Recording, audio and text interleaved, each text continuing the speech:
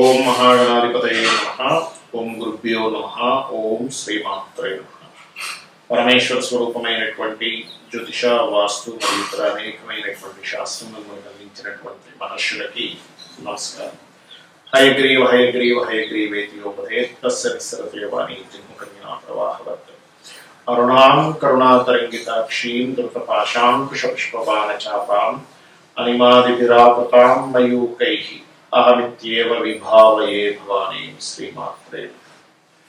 ప్రేక్షకులందరికీ కూడా ఆ లలితాంబిక అమ్మవారి అనుగ్రహం పరిపూర్ణంగా కలగాలని మనస్ఫూర్తిగా కోరుకుంటూ, మనం ఈరోజు చాలా మంది నన్ను అడిగినటువంటి ఒక ప్రశ్న ఏమిటి అంటే, మేము లైఫ్లో ఫైనాన్షియల్గా బాగా చితికిపోయి ఉన్నాము, మరలా మేము రీస్టార్ట్ చేయాలి అనుకుంటే పర్టికులర్గా ఏదైనా ఒక్కొక్క లగ్నం బట్టి లేదా ఒక్కొక్క రాశిని బట్టి ఫలానా బాల ద్వారా దానం తీసుకొని స్టార్ట్ చేయడం కానీ, లేదా ఫలానా రోజు స్టార్ట్ చేయడం కానీ, ఫలానా దేవత ఆరాధన చేసుకుంటూ స్టార్ట్ చేయడం కానీ, మళ్ళీ నా లైఫ్ని కనుక రీస్టార్ట్ చేయాలనుకుంటే ఎటువంటి రోజు అంటే ఏ రోజు ఎటువంటి వాటిల్లోకి ఎంటర్ అవ్వడం ఇట్లాంటి ఏదైనా ఉంటుందా? బట్ నేను ఒకటి చెప్తాను, ఇది ఫలానా లగ్నం, దీని మేషమో వృషభమో ఉంటుంది లగ్నం, అలా లగ్నం బట్టి ఉంటుంది, ఉండదని కాదు. కాకపోతే మీ పర్సనల్ చార్ట్లో మీ ధనాధిపతి ఎలా ఉన్నాడు, మీకున్న మహాదశ ఎలా ఉంటుంది, ఇటువంటి దీని కండిషన్స్ నేను లాస్ట్లో చెప్తాను. అదేవిధంగా అసలు జాతక చక్రం లేని వాళ్ళు కూడా ఫైనాన్షియల్ గ్రోత్ అవ్వాలి ఏంటనే చెప్తాను. బట్ మనం ఈ ఎపిసోడ్స్లో ఏంటంటే ఒక్కొక్క లగ్నం తెలియని వాళ్ళు రాసి పెట్టి మనం ముందుకు వెళ్దాం.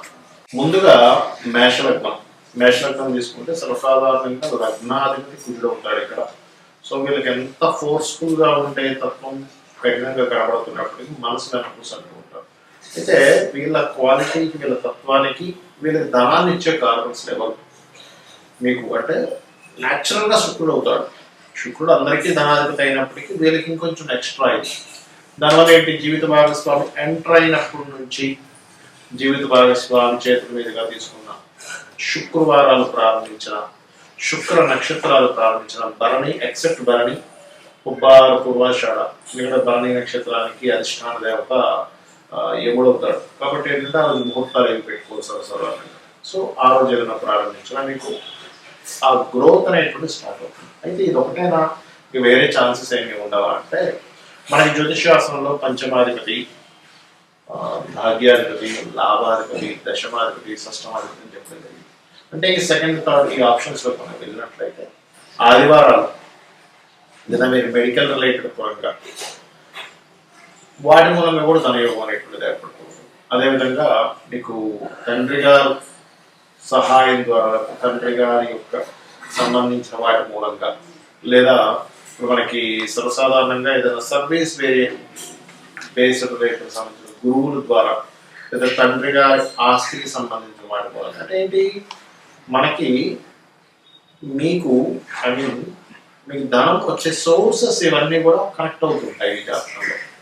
అయితే ఇక్కడ మళ్ళీ పర్సనల్ చార్ట్ విషయం దగ్గరికి వచ్చేసరికి మీ ధనాధిపతి ఎక్కడ ఉన్నాడు అనేది తీసుకోవాలి. లగ్నంలో ఉన్నాడా, 2వ స్థానంలో ఉన్నాడా, 3లో ఉన్నాడా, 4లో ఉన్నాడా, దాన్ని బట్టి మారిపోతుంది. అది కేవలం లగ్నంలో ఉన్నాడా, ధనస్థానంలో ఉన్నాడా, కమ్యూనికేషన్ హౌస్ లో ఉన్నాడా అంటే ఎట్లా అంటే లగ్నంలో ఉన్నాడు ఇట్సెల్ఫ్ మీకు మీరే ఒక ఫైనాన్స్ క్రియేట్ చేసి హీరోలు వీళ్ళంతా ఉంటారు. అంటే శుక్రుడు శుక్ర సంబంధంగా ధనయోగాన్ని ఇస్తూ ఉంటాడు కదా. 2లో ఉన్నాడు అనుకోండి, ఒక ఉదాహరణకి అప్పుడు ఎలా ఉంటుందంటే ఏదైనా ఆయిల్ బిజినెస్, ఐరన్ బిజినెస్ ఇట్లా ఏది శుక్రుడు కనుక 2వ స్థానం ఉన్నాడు, 3లో ఉన్నాడు రియల్ ఎస్టేట్ అంటే మధ్యవర్తిత్వం ద్వారా, అదే శుక్రుడు మీకు 4లో ఉన్నాడు ఉదాహరణకి, అప్పుడు కొంచెం ఏదైనా సరే చూడండి ఇక్కడ ఏంటంటే పర్టికులర్గా మీకు ఏదైనా ఒక గృహ సంబంధించినటువంటిది, ట్రావెలింగ్ రిలేటెడ్, చిట్ ఫండ్స్ నడపడం ఇట్లాంటివి కూడా ఇస్తూ ఉంటాడు. అదే 5లో ఉన్నాడు అప్పుడు పర్టికులర్గా ఎక్కువ మెడికల్ రంగాల ద్వారా ఇస్తాడు. 6లో ఉన్నాడు, చాలా మందికి ఏంటంటే 6లో ఉన్నప్పుడు జాబే, కాబట్టి శుక్రుడు అక్కడ నేర్చుకుంటారు కాబట్టి శుక్రుడికి రెమెడీ చేసుకోవాలి. 7లో ఉన్నాడు ఉదాహరణ శుక్రుడు మీకు ఉదాహరణకి, అప్పుడు బయట దేశాలకు వెళ్ళడం ద్వారా, అది కూడా ఒక స్త్రీ యొక్క అంటే ఎవరైనా స్త్రీ సహకారం ద్వారా బయట దేశాలకు వెళ్ళడం, లేకపోతే తండ్రి గారి ప్రాపర్టీస్ ఒక హెల్ప్ అవుతుంటాయి బయట దేశానికి వెళ్ళాలి. అట్లా అంటే బయట దేశానికి వెళ్ళి సంపాదించుకోవడానికి ఎక్కువ స్కోప్స్ ఉంటాయి. అదేవిధంగా అదే శుక్రుడు కనుక ఉదాహరణకి మీకు అష్టమంలో ఉన్నాడు అనుకోండి ల్యాండ్స్ మూలంగా, ఎందుకంటే అక్కడ వృచ్చిక రాశి అవుతుంది మీకు అష్టమం మేష రాశి చూసుకుంటే. సో ఆ రకంగా భాగ్యంలో ఉన్నాడు ఉదాహరణకి మీకు అదే శుక్రుడు.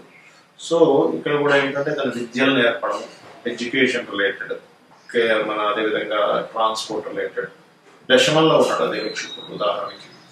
అప్పుడు కూడా ఏంటంటే కొంచెం జాబ్ ఓరియంటెడ్ దశమంలో ఉన్న, లాభంలో ఉంటే మళ్ళీ కొంచెం మీకు అక్కడ రవి స్థానాన్ని చూస్తారు కాబట్టి మెడికల్, ఫాదర్ సపోర్ట్ వల్ల మీకు ధనం రావడం.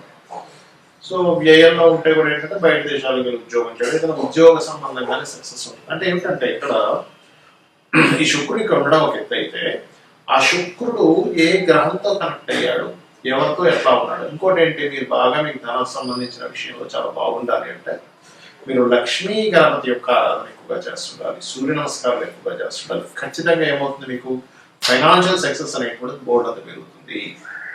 ఇక్కడ నేను మీకు కొన్ని కండిషన్స్ కూడా చెప్తాను. ఏమిటది అంటే అందరూ చేసుకోవాల్సిన ఫస్ట్ అసలు మంత్రం ఏమిటి, ఫైనాన్షియల్ గా నాకు రావట్లేదండి, ఓం సంపత్కరీ సమారూఢ సింధ వ్రజసేవితాయే నమః. లేదు బాగా అప్పులు ఉన్నాయి, గొడవలు ఉన్నాయి, ఆ గొడవలు తీరితే గానీ నాకు డబ్బులు రావాలనుకుంటారు. అలాంటప్పుడు నవవిద్రమ బింబశ్రీ న్యక్కారి రతనచ్చర, దీనికి ముందు ఓము లాస్ట్ నమః కలుగుతుంది. ఓం నవవిద్రమ బింబశ్రీ న్యక్కారి రతనచ్చరాయ నమః. అయితే ఇక్కడ మనకు కొన్ని కండిషన్స్ ఉంటాయి. ఏమిటది అంటే ప్రతి మనిషికి కూడా ఫైనాన్షియల్ గా మంచి స్టేజ్కి వెళ్ళాలని అనిపిస్తుంది, అనిపించాలి కూడా. మనకు శాస్త్రాలు కూడా చెప్పింది ఏమిటంటే పురుషుడు ఖచ్చితంగా ఒక సంవత్సరం సరిపోయేంత ధనాన్ని అతను ఎప్పుడు క్యారీ చేస్తున్నారు. అది కూడా ఎవరు, గృహస్థు, సన్యాసుల గురించి కాదని చెప్పేది. గృహస్థు ఖచ్చితంగా 1 year సరిపోయేంత మనీని ఆయన దగ్గర ఉంచుకుంటే ఫ్యామిలీకి ఏమి జరగకుండా ఉంటుంది. ఇవాళ రేపు మనం చూసుకున్నట్లయితే ఏ రోజుగా రోజే పరిస్థితి, ఏనాలు కానాలే పరిస్థితి. మనంత మనీ మన దగ్గర ఎప్పుడు ఉండాలి, నిలువ ఉండాలి అంటే మీరు చేయవలసినటువంటి కొన్ని మనకు తెలియకుండా తప్పిదాలు చేస్తూ ఉంటాం. ఏమిటవి, ఇప్పుడు నేను ఇంకో మంత్రం చెప్పాను, ఈ మంత్రం రెగ్యులర్ గా చేయాలి. ఇక్కడ పెట్టుకోండి, రెగ్యులర్ గా రోజు, ఒక రోజు ఏదో బతికించి ఆపేసాం, 2వ రోజు 3 రోజు ఆగిపోతూ ఉంటుంది. కాబట్టి పాయింట్ నెంబర్ 1, రెగ్యులర్ గా మంత్రం చేయడం చేయండి.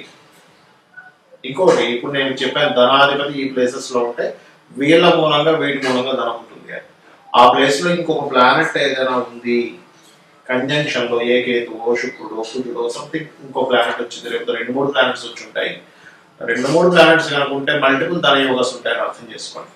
లేదా ఏదైనా ఒక పాపగ్రహం వచ్చింది మీకు ధనాధిపతితో కలిసాడంటే ఆ పాపగ్రహం సంబంధించినటువంటిది కూడా గ్రహారాధన చేయండి.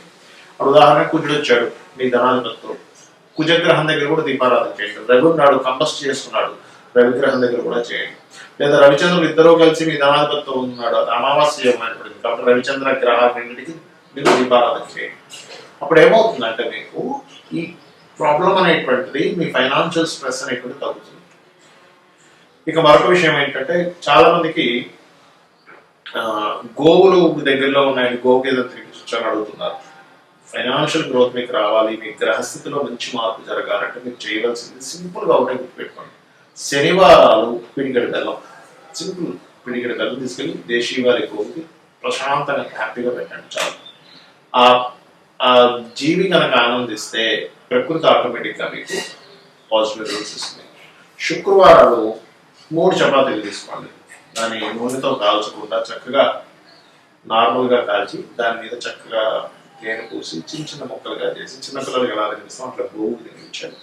3 సంఖ్యకి గురువు కారకుడు, తేనెకి శుక్రుడు కారకుడు, గురు శుక్రుడు సంబంధం ఈ ఫైనాన్షియల్ గ్రోత్. అలాగే ఇక్కడ మరొక విషయం ఏంటంటే మీరు తెలియకుండానే కొన్ని మిస్టేక్స్ చేస్తాం, చెయ్యకూడని పనులు చేస్తూ ఉంటాం. మనం ఎన్నో పూజలు చేస్తుంటాం, ఒక పక్క చేయకూడని పనులు చేస్తుంటాం. ఏమిటవి, అందుకే ఫైనాన్షియల్ క్రంచ్ కూడా ఏర్పడుతూ ఉంటుంది. గుర్తుపెట్టుకోండి, 1 సండేస్ నాన్ వెజిటేరియన్, డ్రింక్, స్త్రీని కలవడం, తలకు నూనె పెట్టుకోవడం చేయకండి. Sunday is most important. 2వది, ఒక పూజ చేస్తాం, ఒక మంత్రం చేస్తాం, మాటికి మళ్ళీ ఇది పని చేస్తుందో లేదో, ఇది చేశాను కానీ ఏమవుతుందో, నెగటివ్ థింకింగ్ స్టార్ట్. అలాగే ధనం అనేటువంటిది ఒక నోట్ల కట్టల రూపంలో అసలు చూడకండి దయచేసి. ధనం దేన్ని ఆశ్రయించి ఉంటుంది, ఒక స్కిల్ని ఆశ్రయించి ఉంటుంది. డబ్బులు ఎప్పుడూ ఒక స్కిల్ని ఆశ్రయించి ఉంటుంది. మీకు డబ్బులు ఎక్కువ కావాలి అంటే ఎక్కువ స్కిల్స్ నేర్చుకోవాలి. ఇది మెయిన్ పాయింట్. మీ దగ్గర పలానా ఇది ఉంది, ఒక బిజినెస్ మ్యాన్ దగ్గరికి వెళ్ళి మీరు చెప్పారు నా దగ్గర ఒక గొప్ప ఐడియా ఉంది, దీని ద్వారా మీ యొక్క బిజినెస్ డెవలప్ అవుతుంది అన్నారు. వెంటనే అతను మిమ్మల్ని అవునా అయితే నువ్వు నా దాని జాబ్ చేసి చూపించు అంటాడు. మీరు చూపించగలిగారు, ఏమవుతుంది? మీ యొక్క వాల్యూస్ పెరుగుతుంది. అంటే ఏమిటి? డబ్బు సంపాదించాలంటే ఎవరైనా కానీ స్కిల్స్ పెంచుకుంటుంటారు. దీని బీజం అది. ఇంకోటి ఏంటంటే డబ్బుని చాలా మంది ఏం చేస్తారు, ఒక రేంజ్లోకి వెళ్ళంగానే చప్పబడిపోతారు.